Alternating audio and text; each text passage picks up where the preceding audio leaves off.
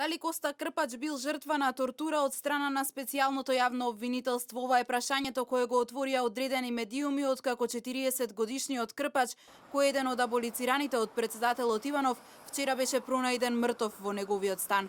Во јавноста се шират гласини дека неговото однесување целосно се променило откако почнале јавувањата и заканите од страна на истражители на специјалното јавно обвинителство. Дел од медиумите пишуваат дека од страна на СЈО секојдневно бил повикуван на информативни разговори на кои го заплашувале за да даде лажна изјава.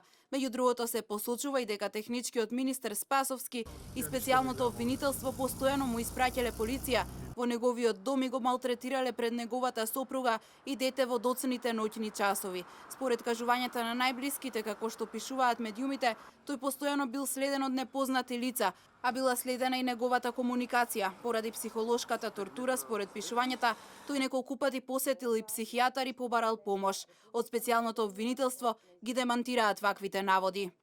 Ве известуваме дека лицето Коста Крпач доброволно се јави во ова јавно обвинителство и истиот имаше својство на сведок во рамки на една предистражна постапка.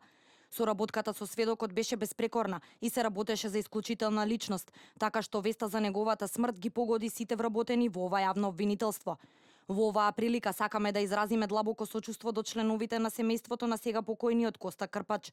Воедно ве известуваме дека ова јавно обвинителство поседува докази за многу релевантни околности, вклучително и за притисокот под кој се наоѓаше лицето Коста Крпач, но со оглед дека се работи за исклучително доверливи информации, истите нема да бидат соопштени на јавноста во овој момент.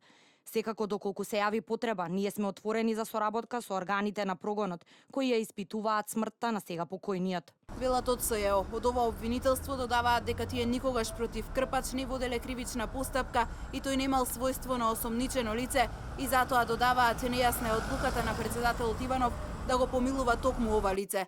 По ова соопштение медиумите поставија нови дилеми. Доколку Крпач соработувал со обвинителството, тогаш зошто се вршело претрес кај него?